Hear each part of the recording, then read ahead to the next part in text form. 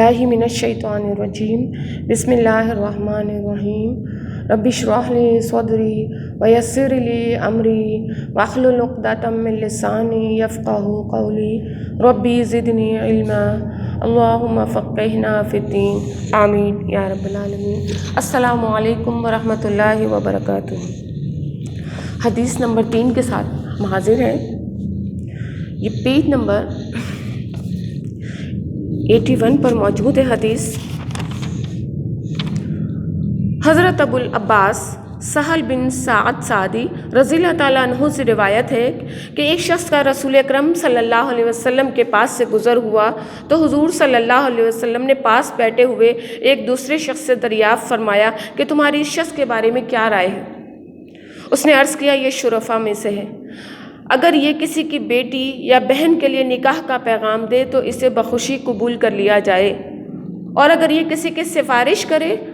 تو اس کی سفارش مان لی جائے۔ پھر وہاں سے ایک اور شخص کا گزر ہوا تو حضور صلی اللہ علیہ وسلم نے اسی پاس بیٹھے ہوئے شخص سے اس کے بارے میں دریافت فرمایا کہ تمہاری اس کے بارے میں کیا رائے ہے؟ تو اس نے عرض کیا یا رسول اللہ صلی اللہ علیہ وسلم، یہ شخص نادار مسلمانوں کے طبقے سے تعلق رکھتا ہے، یہ اس لائق ہے اس کی سفارش نہ مانی جائے، اور اگر یہ کوئی بات کہے تو رد کر دی جائے۔ تو اس پر رسول اکرم صلی اللہ علیہ وسلم نے ارشاد فرمایا جس شخص کی تم نے دل کھول کر تعریف و توصیف کی ہے،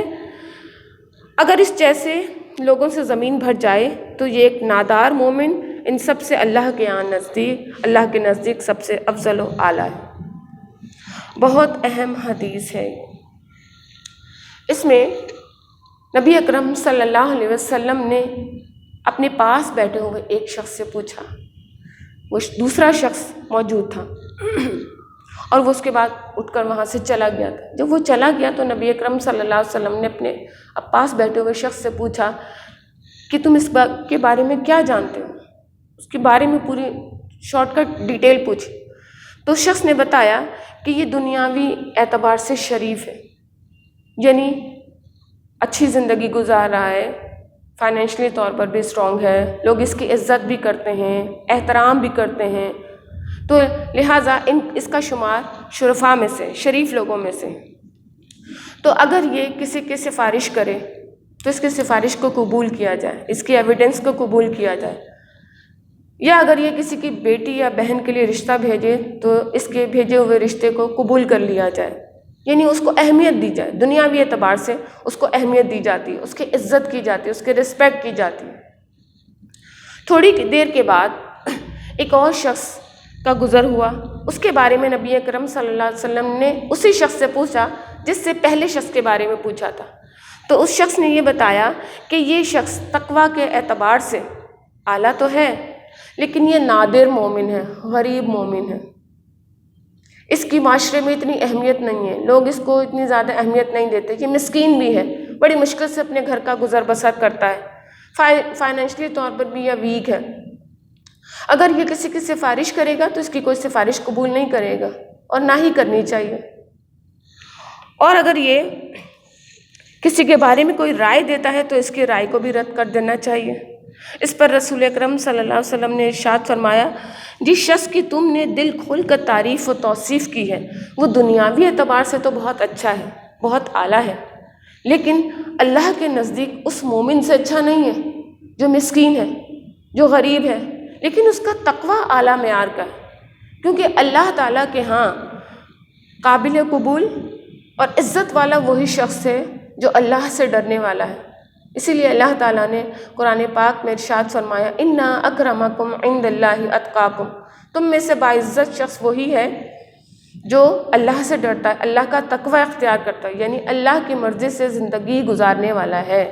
وہی مومن ہے۔ تو نبی اکرم صلی اللہ علیہ وسلم نے فرمایا کہ اگر یہ دنیاوی اعتبار سے جو شریف شخص ہے پوری زمین بھر جائے، یعنی زیادہ تر لوگ، میجورٹی لوگ ایسے ہو جائیں، 95% لوگ ایسے ہو جائیں، لیکن اگر 5% یا 1% یا 2% لوگ تقویٰ والے ہوں تو یہ ان سب کے اوپر بھاری ہوگا، یہ نادار اور مومن مسکین شخص۔ تو پتہ یہ چلا کہ دنیاوی اعتبار سے جو عزت دار لوگ ہوتے ہیں ہو سکتا ہے کہ ان کے اندر تقویٰ کا معیار ویسا نہ ہو، جیسے اللہ تعالیٰ کی ڈیمانڈ ہے، کیونکہ تقویٰ کیا ہوتا ہے؟ دراصل اللہ کی مرضی سے زندگی گزارنا، اور جب انسان دنیاوی عیش و عشرت میں پڑ جاتا ہے تو پھر وہ اللہ کی مرضی سے نہیں اتنی زندگی گزار پاتا جتنا وہ اپنی مرضی سے زندگی گزارتا ہے۔ تقویٰ کا معیار کہاں ملتا ہے ہمیں؟ جہاں پر اللہ سے تعلق مضبوط ہوتا ہے، اور یہ تعلق کب مضبوط ہوتا ہے؟ جب اللہ سے محبت ہوتی ہے۔ دو چیزیں ایسی ہیں جب تک ہم اللہ سے اس کو تڑپ کر نہیں مانگیں گے وہ ہمیں نہیں مل سکتی، وہ ہے ہدایت اور اللہ کی محبت۔ یہ انہی لوگوں کو ملتی ہے جن کے اندر تقویٰ ہوتا ہے، اللہ کی محبت ہوتی ہے، چاہے وہ فائنینشلی طور پر ویک ہو یا اسٹرانگ ہو، اس سے کوئی فرق نہیں پڑتا۔ نادر و نایاب اور قیمتی وہی شخص ہے اللہ کے نزدیک، چاہے وہ جھوپڑی میں کیوں نہ رہتا ہو، جو اللہ سے ڈرتا ہو۔ اسی لیے نبی اکرم صلی اللہ علیہ وسلم نے فرمایا، تم میں سے باعزت شخص وہ ہے جو تقویٰ والا ہے۔ کسی عربی کو کسی اجمی پر اور کسی اجمی کو کسی عربی پر کوئی فوقیت حاصل نہیں، اگر فوقیت حاصل ہے تو صرف تقویٰ کی بنا پر اور پرہیزگاری کی بنا پر،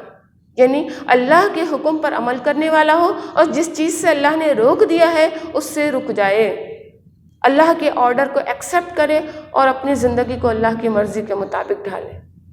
تو کوشش کریں اپنی زندگی کی بھی اللہ کی مرضی کے مطابق کنورٹ کریں، اسی میں ہماری کامیابی ہے، اسی میں ہماری دنیا کا فائدہ ہے اور اسی میں ہمارا آخرت کا فائدہ ہے، اور سب سے بڑھ کر یہ کہ ہمیں اللہ کی رضا حاصل ہو جائے، اس سے بڑھ کر کوئی نعمت نہیں۔ اللہ تعالیٰ ہمیں اپنی مرضی کے مطابق زندگی گزارنے کی توفیق عطا فرمائے اور ہمیں پرہیزگاروں میں اور تقویٰ والوں میں شامل کریں، آمین یا رب العالمین۔ السلام علیکم ورحمۃ اللہ وبرکاتہ۔